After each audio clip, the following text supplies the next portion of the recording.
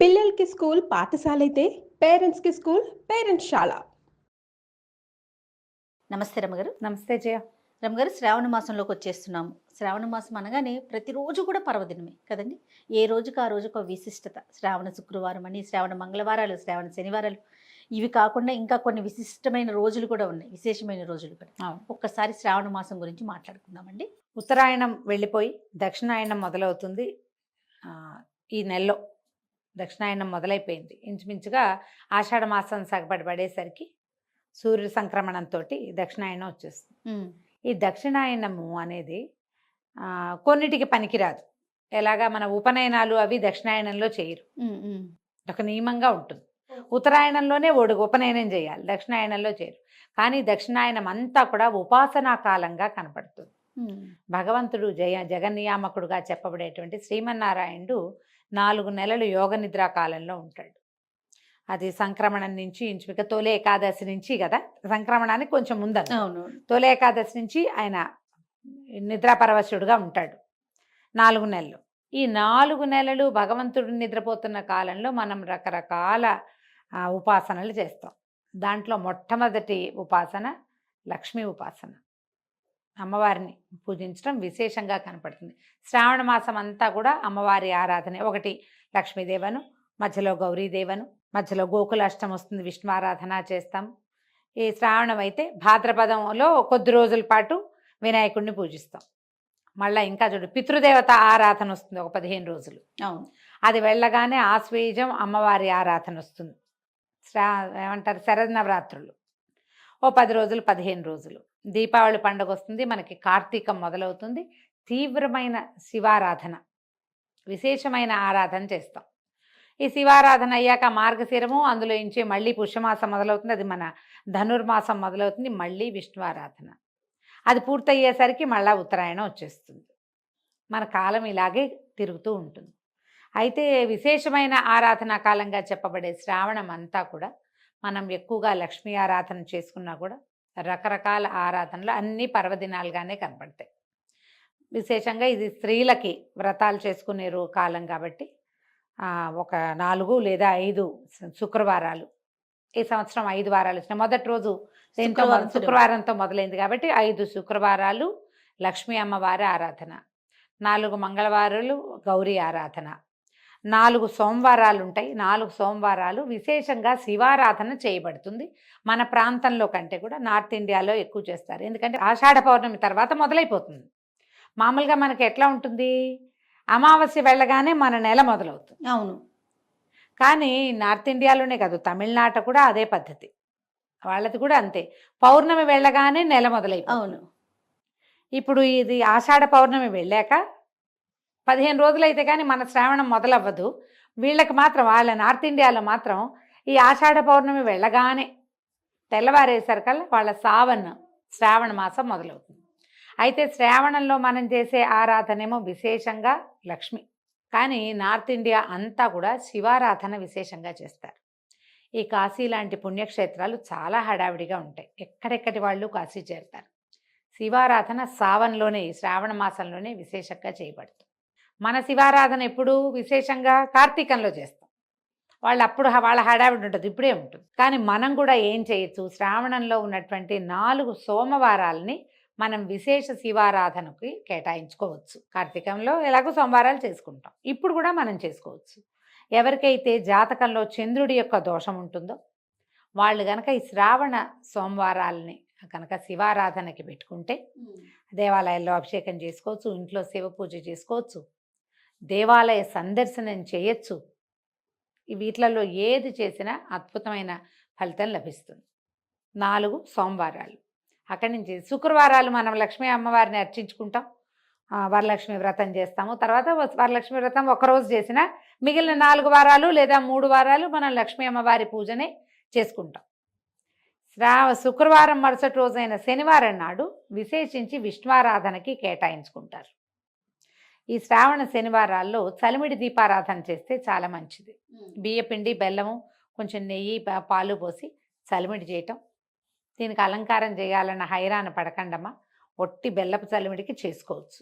చలిమిడి చేసి అందులో కొంచెం ఆవు నెయ్యి పోసి ఒక ఒత్తి వేసి 1 లేదా 2 ఒత్తులు మన అలవాటు బట్టి 2 ఒత్తులు వేస్తామా, 3 ఒత్తులు వేస్తారా, మీదే చాయిస్.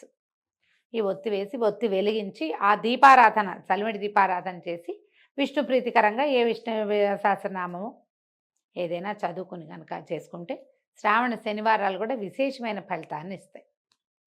ఇవి కాకుండా ఈ నెలలో ఇంకా మనకు కనపడేది ఏమిటి, పాడ్యం నాడు ఎలాగో శుక్రవారం వచ్చింది, 5వ నాడైన శ్రావణ పంచమి నాగుల పంచమిగా చెప్పబడుతుంది. అవును. అయితే ఈ నాగపంచమి రోజున మనము నాగుల చవితికి పోసినట్టుగా పుట్టలో పాలు పోసుకోవచ్చు. సర్పారాధన, నాగారాధన చేసుకుంటాం. సాధారణంగా సర్పారాధన లేదా విశేషించి నాగపూజ ఎందుకు చేస్తారు, సంతానం కోసం. ఈ పంచమి నాడు మనం నాగుల చవితికి ఎట్లా చేసుకుంటామో అలాంటి ఆరాధనే ఇప్పుడు మనం చేసుకోవచ్చు. అప్పుడు కుదిరినా కుదరకపోయినా అలా ఆలోచించుకుని తర్వాత ఈ పంచమి తర్వాత కొంచెం ముందుకెళ్తే మనకి ఇంకో శుక్రవారం వస్తుంది, మళ్ళీ సోమవారం శనివారం వరుసగా వచ్చేస్తాయి. ఒక 10 రోజులు గడిచేసరికల్లా పౌర్ణమి వస్తుంది, రాఖీ పౌర్ణమి. ఈ పౌర్ణమి నాడు విశేషంగా పౌర్ణమి నాడు చేయవలసిన జంధ్యాల పౌర్ణమిగా చెప్తారు. రాఖీ పౌర్ణమి అంటాం. రాఖీ కట్టడం, జంధ్యాలు మార్చుకోవటం, అమ్మవారి ఆరాధన చేసుకుంటాం. ఓకే. తర్వాత మళ్ళీ రాఖీ పండగ వెళ్ళిపోయాక అష్టమి నాడు గోకులాష్టమి జరుపుకుంటాం. శ్రీకృష్ణ జన్మాష్టమి, అది భారతదేశం అంతా చేసుకునేది. కృష్ణాష్టమి చేసుకోవడం, కృష్ణుడి బర్త్డే మీరు ఎలా కుదిరితే అట్లా చేసుకోవచ్చు కృష్ణాష్టమి. మళ్ళీ కృష్ణాష్టమి వెళ్ళిపోయేసరి మళ్ళీ సోమవారం, మళ్ళీ శనివారం, మళ్ళీ శుక్రవారం, మంగళవారం ఎలాగూ వస్తాయి. ఇవన్నీ వచ్చిన తర్వాత చివరికి వచ్చేటువంటి పోలాల అమావాస్య కూడా విశేషించి సంతానం కోసం పూజ చేసుకునే విధానంగా మనకి కనపడుతుంది. ఓకే. ఇప్పుడు చూడు, పాడ్యమి శుక్రవారం వచ్చి చివరి రోజు పోలాల అమావాస్య వస్తే మొదటి రోజు నుంచి చివరి రోజు దాకా ప్రతిరోజు విడిచి రోజు ఏదో ఒక ఆరాధన. సోమవారం శివారాధన, మంగళవారం గౌరీ ఆరాధన, బుధ లేదు గురు లేదు, మళ్ళీ శుక్రవారం లక్ష్మీ ఆరాధన, శనివారం విష్ణు ఆరాధన. ఇవి 2 విశేషం. మళ్ళీ ఆదివారం ఖాళీ, మళ్ళీ సోమవారం. ఒకవేళ ఈ ఆదివారాల్లో ఏమైనా ప్రత్యేక పర్వదినాలు వస్తే అవి కూడా చేసుకుంటాం.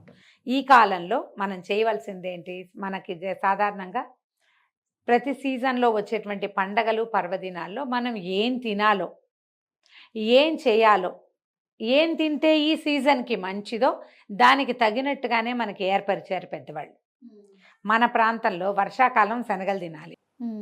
ఇప్పుడే కదా అందుకే శనగలు ఇస్తాము. విశేషించి శనగలే దానం. అవును అవును, అందరికీ శనగలే ఇస్తాం. మంగళవారాలు శనగలే, శుక్రవారాలు శనగలే. శనగలు మనం ఏం చెయ్యం, ఎవరింటికో వెళ్తే వాళ్ళు ఇన్ని శనగలు ఇస్తారే, ఆ శనగలు వేయించుకుని తింటాం, వండుకొని తింటాం, పచ్చివి తింటాం, ఏదో ఒకటి శనగలు తినాలి. శనగలు బలం, హెవీ ప్రోటీన్, పిల్లల్లో ఎదుగుదలకి మంచిది, ఆడవాళ్ళ ఆరోగ్యానికి మంచిది, మగవాళ్ళ ఆరోగ్యానికి మంచిది. అందరూ తినవలసింది. అందుకని తప్పకుండా ఈ నెలల్లో, ఇప్పుడు శ్రావణ మంగళవారం నోవులు అనుకో 4-5 ఏళ్ళు పట్టి మానేస్తారు. కానీ వరలక్ష్మి వ్రతం శ్రావణ శుక్రవారాలు అందరూ చేసుకుంటారు. అంతే కదా, ఎవరు మానరు, అందరూ చేయాల్సిందే. అది ఇది ఆనుగా రావాలని లేదు, ఆ నియమం లేదు. కాబట్టి ఎవరో ప్రతి వాళ్ళు చేసుకోవచ్చు. శనగలు నానబోసుకోవటం, ఇచ్చుకోవటం, ఎవరో ఒక అందరికి వాయినాలు ఇచ్చి మనం తినకుండా తాంబూలం కదా, వాయనం అంటాం, తాంబూలం అనొచ్చు. శ్రావణ మంగళవారం వాయనాలు అంటారు వాటిని. వాయనము అనొచ్చు, తాంబూలము అనొచ్చు. ఇవ్వండి, పుచ్చుకోండి. శనగలు ధారాళంగా ఇవ్వటము, పుచ్చుకోవటము 2 మంచివే. పుచ్చుకోవటం అంటే ఊరికే తెచ్చుకోవటం కాదు, ఆ రోజు శుభ్రంగా వండుకు తినేయటం కూడా మరీ మంచిది. ఇది చేసుకోవటం మన ఓపిక, మనకి చేత వచ్చినట్టు ఎట్లా కుదిరితే అట్లా చేసుకుంటాం. అయితే ఈ రకంగా మొత్తం నెలంతా కూడా ఏదో ఒక రకమైన పూజా పునస్కారంగా ఉంటుంది. కాబట్టి విశేషించి ఇవి స్త్రీల వ్రతాలు, ఆడవాళ్ళు ఎక్కువ ఇన్వాల్వ్ అయ్యి చేసుకునేవి. ఇప్పుడు మగవాళ్ళ ఇన్వాల్వ్మెంట్ ఎక్కడ ఉంటుంది ఇందులో? సహాయ సహకారం అందించటం, కావలసినవి కొనిపెట్టడం, ఎక్కడికైనా వెళ్ళాలంటే తీసుకెళ్ళటం, వాళ్ళ నెత్తి మీద అక్షింతలు వేయటం, వేరే రకపు అక్షింతలు వేయకుండా కేవలం పసుపు అక్షతలు మాత్రమే వేసి బాగా చక్కగా చూసుకుంటే ఈ సువాసిని వ్రతాలు ఆడవాళ్ళు చేసేది ఎందుకమ్మా? సాధారణంగా భర్తల ఆరోగ్యం, కుటుంబ సౌఖ్యం, సంతాన సౌభాగ్యాల కోసమే చేస్తారు. మరి వాటి కోసం వీళ్ళు ఇంత కష్టపడి వ్రతాలు చేస్తుంటే 4 కొనిపెట్టాలి, 4 చోట్లకి తీసుకెళ్ళాలి, వాళ్ళని కేకలేయకూడదు, తిట్టకూడదు, మీరు పోట్లాడుకోకూడదు. విశేషించి భార్యాభర్తలు సంతోషంగా ఉండవలసిన కాలంగా పరిగణించి శ్రావణ మాసం అంతా నో కొట్లాటలు అని ఒకటి పెట్టుకుని పాలసీ, ఆ ప్రకారంగా శ్రావణ మాసాన్ని ముందుకు తీసుకెళ్ళండి. ఆధ్యాత్మికత నిండి ఉన్న మాసం ఇది. అది. మొత్తం టాప్ టు బాటం ఎట్లా కార్తీక విశేషంగా చెప్తాం, ఇది కూడా అలాంటి మాసమే కాబట్టి ఎవరికి ఎంత కుదిరితే అది, ఏది ఆనుచానంగా మీ ఇళ్లల్లో వస్తుందో అది, ఒకవేళ మీకే మనసుండి చేసుకోదలిస్తే అది కూడా చేసుకుని శ్రావణ మాసాన్ని సుసంపన్నం చేసుకుందాం. సంతోషం రమ్య గారు. నమస్తే. నమస్తే జీ.